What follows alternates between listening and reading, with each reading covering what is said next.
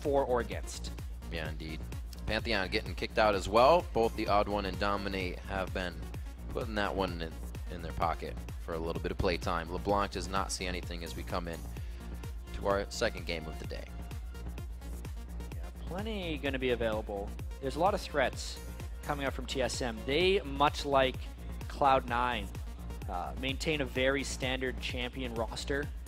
When we talked to Reginald, their coach and owner, yesterday, he was talking about how TSM just focuses on the basics. They have a general preparation plan they follow for most of these teams, and they worry about their champions and their performance. That's why they're rather low when you look at their total champion plays. 23 champions is what Team SoloMid has played across the board, which is actually very close to what Cloud9 was.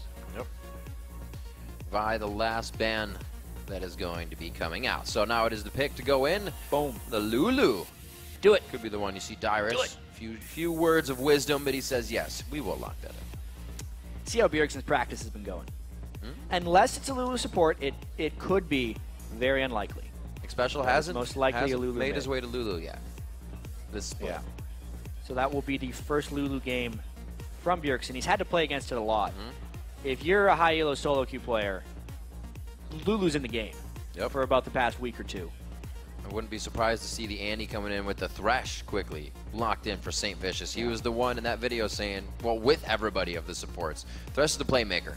Get him, you're able to make the plays. And much more versatile than Leona. If you see a support ban, it's almost always Thresh, because even if they start falling behind, he will still have a lot of tools to participate. Pickups by TSM show that it might be a Lulu support. They're kind of hiding that one still with what they've shown so far, but it's the Mundo and the Wukong. Yeah, that's going to be really good synergy with Wukong. Wukong puts out so much damage when he can build a little bit more aggressive. Getting that Lulu ult on him while he's spinning a team fight is going to be hugely impactful. And this is where Curse's team comp is really made as well. Their solo laners can go many different directions. Quas talked about how he's been picking up the more standard ones. If he was doing the standard ones, he would just pick a Shyvana or Renekton right here. Yeah. But against Mundo, you have the opportunity to pick almost whatever you want. Mundo doesn't necessarily have lane impact early on in the game. You can get farm on any champion if you play against it. See what they decide to lock in. Looks like they're trying to show people it ain't easy to be green. And they do lock in the Zac along with the Lee Sin. Very interesting. Yeah, that's Quas's first time on Zac. I mean, that's going to be a slap fight if we've ever seen one in the top lane. Those guys are not going to be able to kill each other. But late game Zac is a monster if he can get involved in the right type of team fights. And Sivir is up. Made it this far down. I expect Turtle to just lock that in. Yeah, absolutely. 4 plays already on Sivir, a 3-1 record for himself. And they have a team that would benefit in disgusting ways from that ultimate. The team will benefit so much. The lane, not necessarily. Right. Caitlyn is one of the best things to pick against Sivir, but Turtle and Xpecial have enough faith in each other, I think, that they're willing to opt into that matchup for the team benefit. Man, W on the hunt Wukong going into Cyclone. This is a scary hurricane. Yeah, those are going to be some 5-man Cyclones.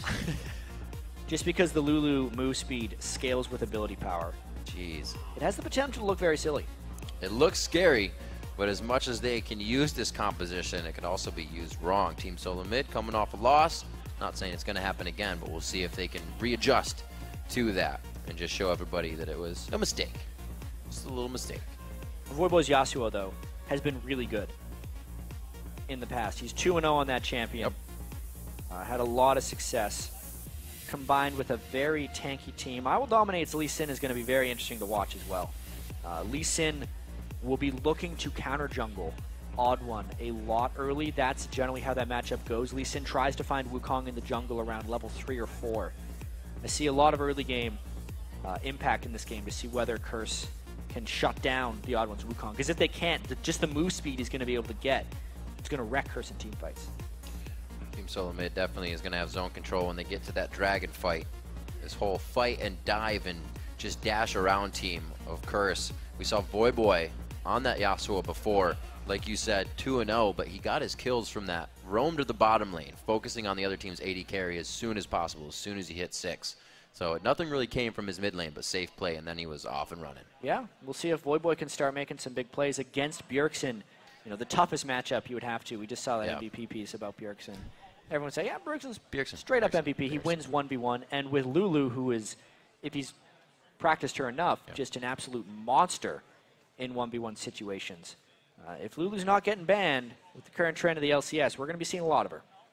Well, as the teams get ready, you've heard what we have to say about this matchup. Let's see what you all think. According to LOLesports.com, 89% of you think the Team SoloMid are going to take the win. Hey, it's lower than 90%. It is. It means fans are losing faith in Team SoloMid right now. Yesterday it was 94 when Coast was able to take him down. There's also the curse of having a over 90% vote and then the 6% wins. Yeah. I want to get a number on that, actually. There's been a lot of 90% voters losing. Yeah. In the LCS. More than once. That's what makes it so crazy. I don't know if we're going to have it this game. It's all up to Curse. Now that they're on the Rift, picks and bans seem to have gone the way that both teams want it, so neither looks to have the upper hand just yet. But level 1s, they show us a lot of different things, and with TSM and Curse wanting to be so aggressive in their gameplay, it could show us anything. Yeah. You've come to kill me. Yes, he has come to kill you. I hope you brought friends. He did not.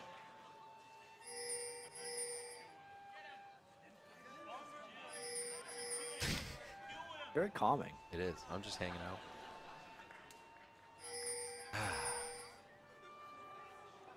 Want some tea? I got some, actually. Oh, great. This will be an interesting early game, Riv. Very calm. The Caitlyn versus Sivir matchup definitely favors the Caitlyn because of her extended range. Yeah, it does. Yes. It's very difficult for Sivir. She has to shove out the lane early in order to stay alive. I wonder if she'll be able to do that. Yeah, probably. Yeah. So. All right. Few pings going down. Breaking the silence. He's got a good set of lungs there. He just kept going. All right. We see the first trinkets being put down now as we kind of break out of somber mode and back into the fighting. Onto the Rift here. Second game of the day. Team SoloMid and Curse. We have an 11-2 Team SoloMid. They still sit in first place as Curse making their way up the brackets now at 5-8. So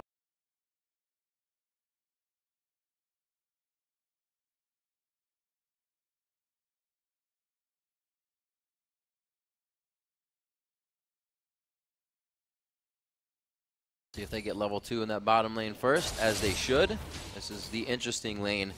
Bjergsen versus Voyboy. We'll be sure to come back to that. We saw the LeBlanc versus Lulu last game. See how Yasuo fares on that. As Xpecial and Wild Turtle, they're pushed up to their turret this time. A little different. Yeah, definitely level 2 first for Curse. As soon as that next melee creep dies, we'll hit that level 2, and we'll keep Turtle and Xpecial sat into their turret.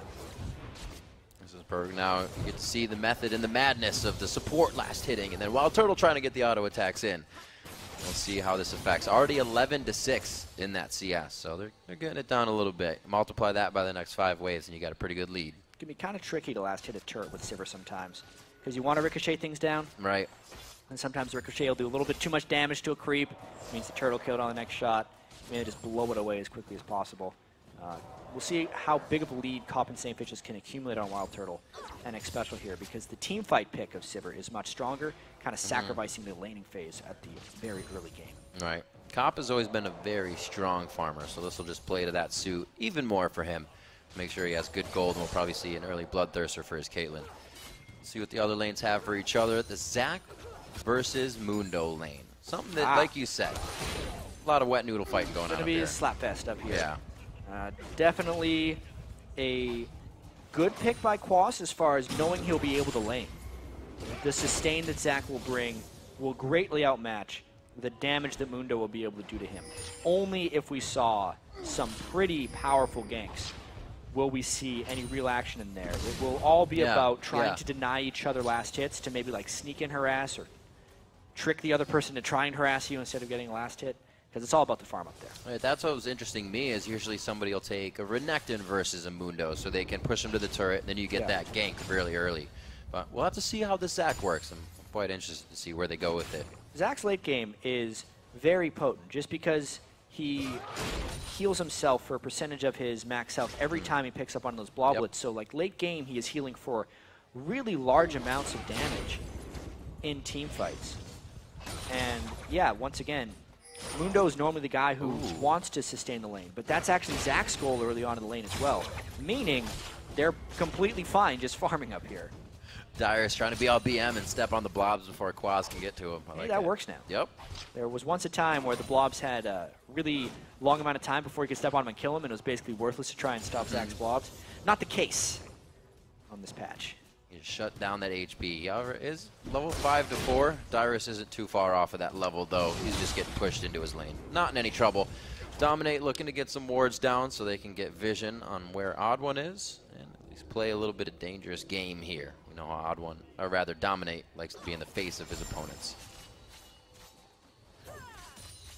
Yeah, no early counter jungling yet for Dominate. This would be the moment where they'd kind of want to go. But because the mid lane doesn't have presence necessarily, Voyboy has not been able to push Bjergsen in. Counter jungling is too dangerous of a move by Abel Dominate. So he's just got to continue to jungle on Lee Sin. Curse is focused, a very close hook from St. Vicious there. 2 pink wards.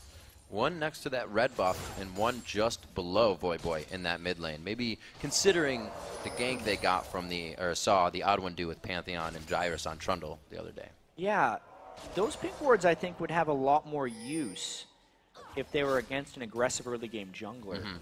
I don't think that Odd One is pretty much ever going to go there. So while those pink wards are going to last a while, they're not actually going to grant them much vision. Right. Because there's not going to be any TSM people there for a very long time. Maybe it's one of those situations where you put the pink ward down while you can, because it's not going to go anywhere. Right. But it's still a bit of early gold sacrifice for them. Top staying up in farm by 10. Looks pretty even throughout the rest of the lanes, actually. There's no real definitive winner just yet, which has actually given the Odd One and Dominate both a hard time trying to get their ganks out. Wukong's not really one to come out as fast as Lee Sin either. No. Wukong lost at level 6. When he gets there, Yeah. it's usually pretty devastating. So Dominate trying to get a gank in before then, here in the bottom lane. Well, Saint has been able to grab that brush authority for most of the time. Dominate's going to go back for now. Missed that one. Hook was down. Yep. 8 more seconds. Dominate doesn't want to stick around. Meaning Odd One's getting real close to level 6 as well. We He's just got one camp away. some level 6s in mid here. Wasn't last breath used just yet, but Voyboy did go in quite hard on Bjergsen. You can see him chugging down the last of his consumables. Looks like both will be back in here pretty soon. See, this is why Yasuo was a pretty good pick against Lulu. He can block a lot of the harass that Lulu would put out against a lot of the other laners and at least keep his farm up. He's not able to really shove out Lulu very effectively, but he can still keep his farm up, which is Yasuo's one of his main goals in lane. Ooh, got a lot of focus going on You here got seen by towards that the pink Wraith ward. camp. Quick Q in from the Odd One. You should check Yeah. the brush that the pink ward's always in. Everyone pink wards that brush. You walk by it twice. Didn't get it that time. You are absolutely correct. So they walk by it. Pings in the bottom lane say Annie's still there, but it looks like this is going to be enough time for Cop and Saint now to back. A BF sword in the hands of Cop as he is a whole 17 CS ahead, and that only leads to consumables and boots over just the BF sword of Turtle, which is easy for a Sivir. She boomerangs all day. Although boots on a Caitlyn are one of her most important resources because it's all about keeping the distance on your enemy, staying far enough away that Wild Turtle can never close. Did he really walk by that pink ward again? Whoever said it, they were absolutely right. Yeah. People do not like to walk in that brush. They're trained from League of Legends to not check the brush, but now we got a teleport coming in and push him off the dragon. Is Dyrus coming It's this down? weird psychology coming on. He knew he scared him off, so he canceled his teleport because he wants to stay in lane. But it's this weird psychology of warding where you're trained from a very early age, thanks to all Garen players, that you should always avoid brushes because something's going to be inside there. And now that there's pink wards, you actually want to check them most of the time. Ah, It's frustrating. yeah. I feel like you just want to Come reach on. out and poke it. He's going to get it this time. Got it. He was Yeah. going right for it. Yeah, he's like, you know what? They knew we were there. We must be warding there. Thank The you. ward finally goes down. It definitely paid for itself. That's for sure. The pink wards are still sitting on Curse's side, but we can see they're sitting there because TSM hasn't really wandered over to that section of the map yet. They're only there to be taken down later. Bjergsen returns the lane, just goes for the ability tome right quick for himself, and another ring to stay alive against Voyboy's aggression. You know, just looking at these team compositions, Curse would have to flank very well in team fights in order to come out on top.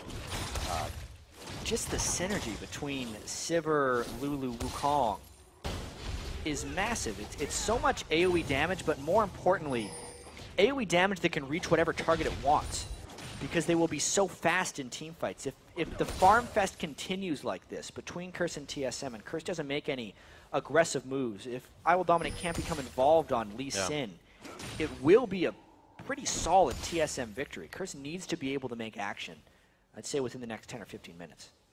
TSM composition, it kind of fits the role of everybody can help themselves. You don't really need to turn around and peel for Wild Turtle on Sivir. He's going to on the hunt and get out. Everyone else is in the fight going at it, so it's going to be quite interesting to see what TSM pulls out here. The Dragon's still up. We saw the teleport stopped by Dyrus, so I think TSM's going to try to at least stave off Curse from doing it as well. They have about 1.5 minutes left for that. Yeah, the Dragon would be a good force by Curse, I actually think. Yeah, for now, with that down. But they would have to get some type of edge first. I think even walking into a straight 4v4, just Lulu, Wukong, Sivir, Annie, it's too much AoE in the Dragon Pit.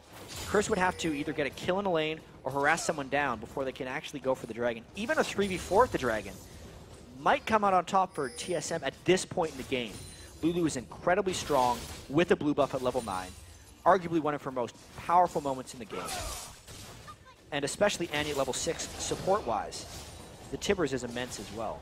TSM, while they're comfortable farming, makes it very difficult for Curse to do anything right now as well. You can see Bjergsen just getting so strong on Lulu right now with only the Fiendish Codex and that ability tome.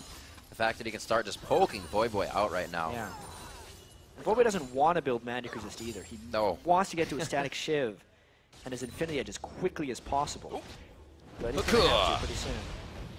Well, that's a weird place for him to be right now. I Will Dominate needs to worry about Dragon Control because Teleport was down for Dyrus, but now that there's a Teleport up, it's an uncontestable Dragon.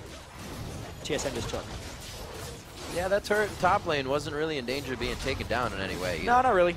They got caught in a bad place. Their overall map movement has been the weakness of Curse. As far as ranking LCS teams of, you know, having the right people around for objectives and initiating at very smart times, Curse ranks near the lowest.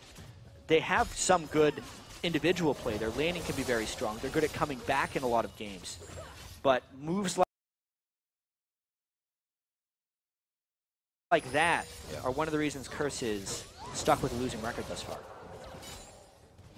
Looking at TSM's wards to take that Dragon, they actually never approach the brush that has the pink ward in it. They've warded completely around it. You can see that's not really paying off for Curse. Hey, at least those pink wards are still there. They are there, though. You know, they soaking up time. Especially the one on the Dragon side in the river there.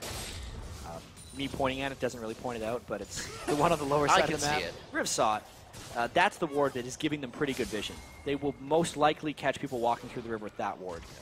And that one is paying for itself. We see Dominate now in the bottom lane. They want to make sure they can at least get pressure on this turret. The next Dragon needs to be something they can contest, and with this turret here, it gives TSM pretty good upper hand on any control of that bottom side of the map. Good amount of damage. Good damage. They'll be back for it. 13 minutes on the clock, and it's only about 1,000 gold lead that TSM has so far.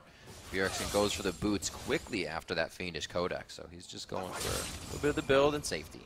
But it's 1,000 gold lead in the direction that it shouldn't be. TSM has a stronger team fight, so therefore if Curse wanted to be in position to win the game, they would need to be up about 1,000 gold right now. So they need a 2,000 gold swing somehow if they want to come back in this game. That can be turret pushing. They should put more emphasis on it, maybe pushing the bottom lane. They need to control around the next Dragon, but at that point they have to get Dyrus' teleport down somehow. There's a lot of things that they need to force out of TSM first before Curse could have an advantageous team fight, and they're just not doing anything. They're very comfortable sitting in lane farming right now because they think they have the edge in the team fights, and maybe they could. They just have to outplay so much. Yasuo would have to get in on a priority target. Quas has to get huge. Yeah. I just don't see it from Curse right now, team fight-wise. That's actually a lane I was just thinking about, Quas. We talked to him and Dyrus just a little bit ago, and he himself said, you know, I'm definitely focused on playing more of what's in the meta right now, what everybody else is playing. And then he pulls out a Zac, maybe for, you know, confidence against Dyrus, who plays consistent, so he can have a consistent lane. It seems like an odd pick after that interview. Yeah, he's traveling back in time. Zac was huge in the 2013 season before he got hit with a couple little nerfs, but they were enough to take him down. Yeah. It does, the pick does make sense in this situation for Quas. It's a good matchup against Mundo, but it's just Boy in mid lane is definitely getting pushed around by Lulu. No surprise, Lulu pushes around almost everyone. Yeah. They need to find windows outside of the lane in order to make Lulu struggle. Much like we saw just now in that EG Cloud9 game. Pobelter's Lulu was forced in a lot of difficult situations. They're a very ultimate reliant team. There's a fight bottom. Oh, there's the teleport coming in as well, and it looks like they do get the hit onto Cop. He throws down a trap. Special flashes on the trap to make sure he eats it. They grab the kill. First blood. Yeah, and there's Bjergsen. Second blood will not be drawn. But anyway, it's a very ultimate reliant team that TSM has. When they use the Lulu ultimate or the Sivir ultimate, they're down and they're not very strong. So therefore, Curse should be forcing in between those. First, they have to force them to use them. Then they have to take their advantage. The fact they're not even getting the first down. He got caught shopping. Hookuh. Yeah. That was very nicely Flash played. into the queue. Might have to take a look at that again just to see. I think Bjergsen was just recalling, but now they would have that window. The Bjergsen ultimate was down. That was a good time for Dominate to go in. Recalling next to a random ward that wasn't recently placed. That's half dead. So Tibbers is still up. Great to see if that's the one that killed him. Yeah. Bjergsen getting back up soon, and it doesn't look like much can be taken off of that. But they do get the kill onto Bjergsen, so it's nice for them.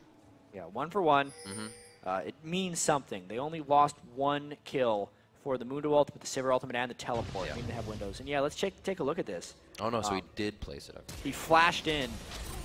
Not too much Bjergsen could have done about that, outside of maybe moving away, but he had maybe a third of a second to react from that Lee Sin, and then he would have had to juke. That was a nice move by Dominate, specifically because of the vision control, flashing out of that brush.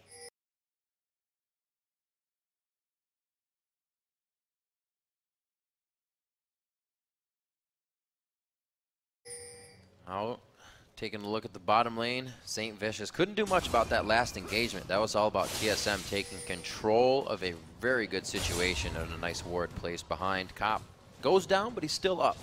13 in CS. We said earlier that Cop is usually one to keep himself on top, and he has the highest in the game so far. Damn. Getting smaller. He does get quite tiny when he Still loses that HP. Passive out. Whoa. It's going to be hard. Oh, yeah. Yeah, that's Boy Boy. Dive there for He's Boy gone. Boy. You can see the damage item build coming from Wukong, completely wrecking him in the mid lane. They're going to be able to do that whenever they want. They're going to get this turret too.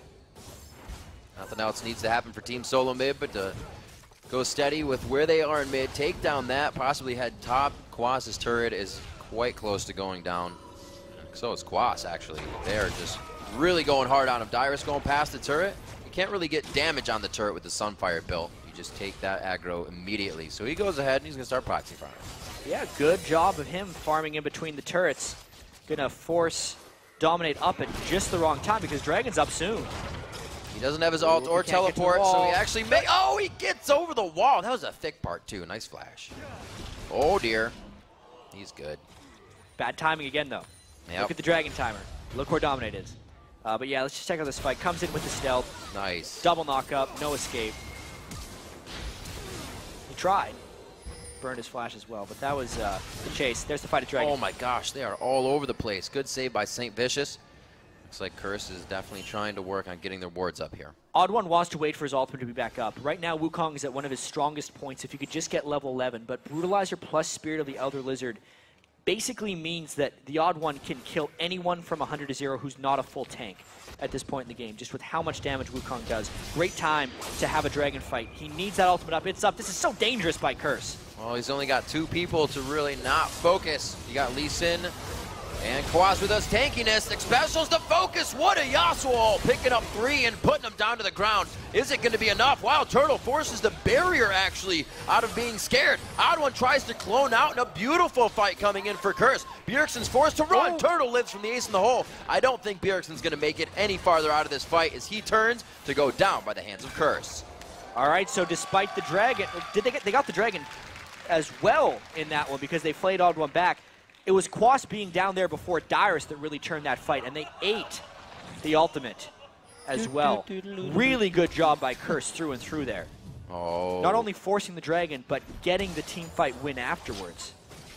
Exactly what they needed to start coming back. Being down turrets as well, can't say enough about this. And just check out how Odd One, even though he was in there with the ultimate, Voyboy plus Zac knockup was just way more potent. And they chased through the back line, so Odd One was never really able to spin where he wanted to. Plus, he hadn't hit level 11 yet on Wukong, whereas there was a level 12 and 11 from the Zac and the Yasuo ultimate. Really good moves there by Curse, chasing him down. Very fantastic. We were waiting to see what the Zac would do for the team. Did quite a bit, being in the right place at the right time, and that counts for Curse in a very good way. They're only down 1,000 gold after that. 20 minutes on the clock. At 4-3, that gold is really sitting in the form of turrets right now. Those 3 outer turrets for Curse are down. One of the added benefits, or just kind of wild cards that Curse has in these games, is when they bring something like Zac back into the game, teams aren't necessarily used to judging him. Judging how he's going to do in a team fight, judging how the laning situation is going to go, what his initiation potential is, how hard he is to kill. And TSM, who's a very general preparation type team, does get caught off guard by picks like this. Nobody is playing Zac in solo queue, and that's one of TSM's main forms of practice, you know? It adds value to picking things like Zac against TSM, just based on the way TSM prepares. We know Quaz to be the one to do that. Yep. He's going to try to innovate and roll with his own as he goes from game to game. That's how he likes to play, and it seems to be working out for him so far. 1-0-2. Really still faring well against Dyrus, who's been in the top lane farming and just using the teleport to wreak havoc when he can. And I think he's really fared the best as anyone has against Dyrus so far. Yeah, he has been more involved, as well as sticking with him in the lane. With his turret being down, that hurts a little bit. Right. But overall, that team fight turn, I think, is more important than what Dyrus has added, as long as they can get back to that turret without giving up anything major.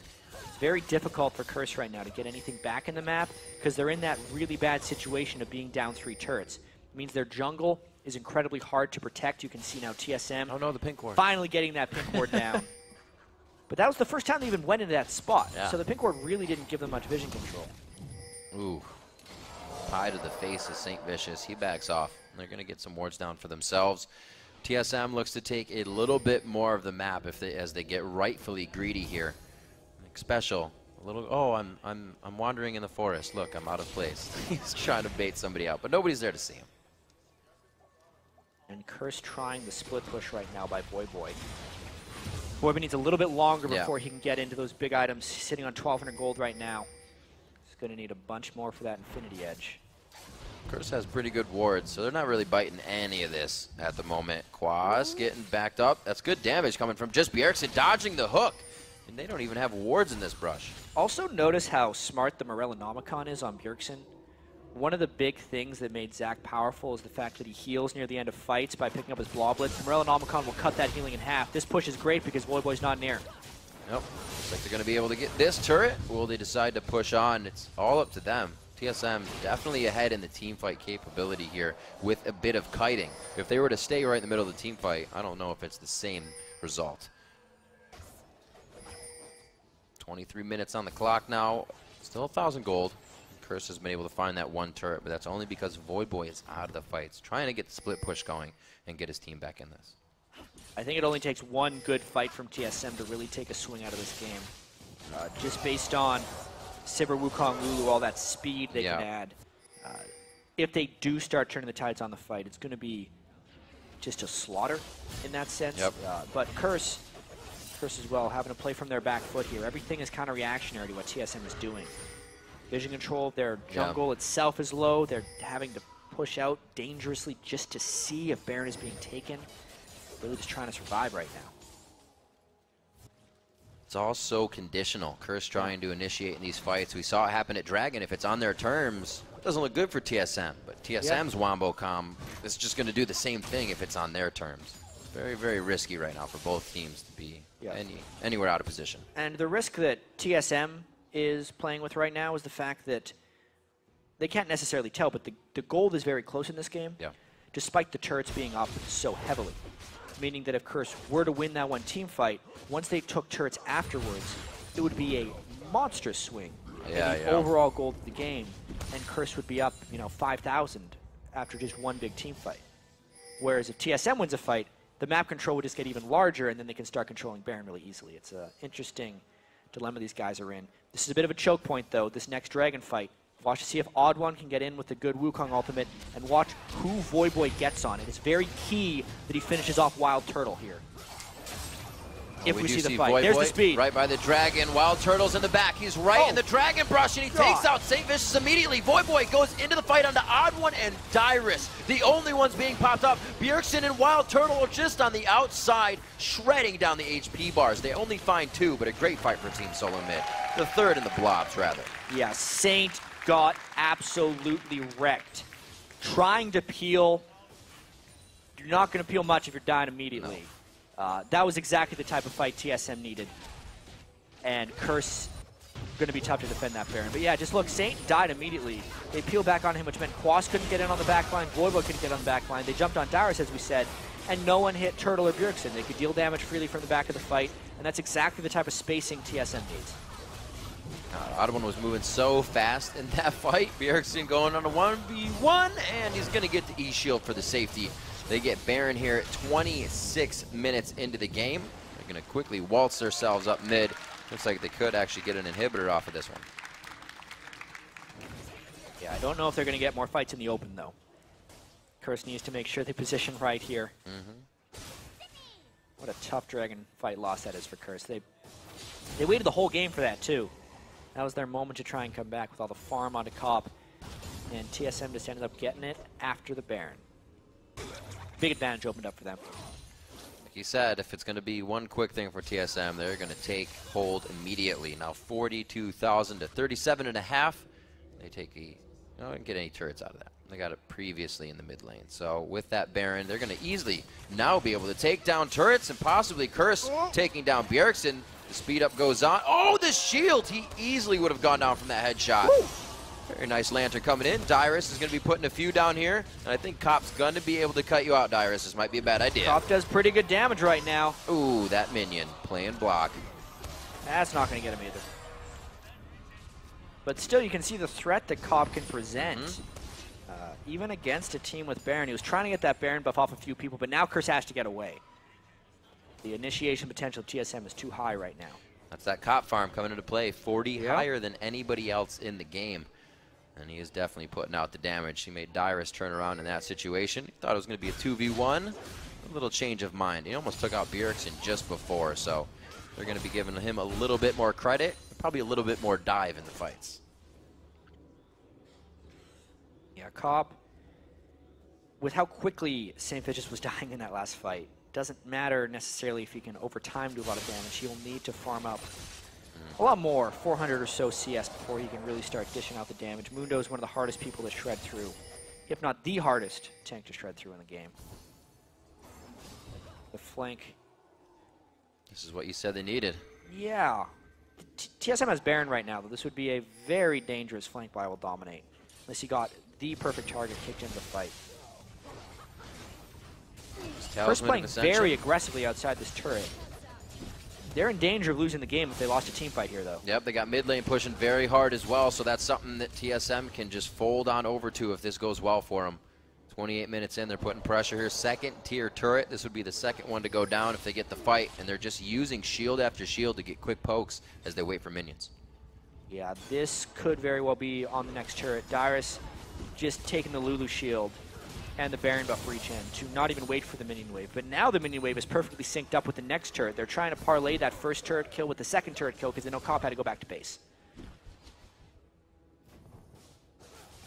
Let's see what TSM has. Patiently waiting.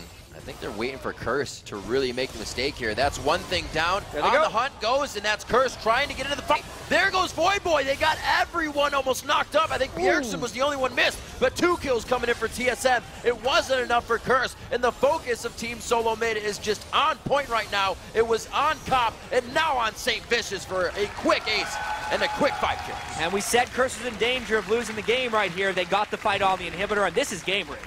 Going to be easy game. Dyrus tanking up the turrets. 29 minutes in, 10,000 gold on the dot for Team SoloMid coming in, as Curse was trying to also get a little bit of that TSM win streak snap, but weren't able to do it. No, 29 minutes.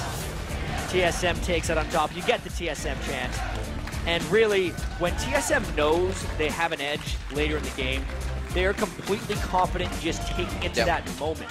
It was a slow game in the laning phase, but TSM was never behind in that game. They controlled the lanes, they controlled the turrets, and then when it was time, they aced them clean, 5 for 0, and pushed for the Nexus.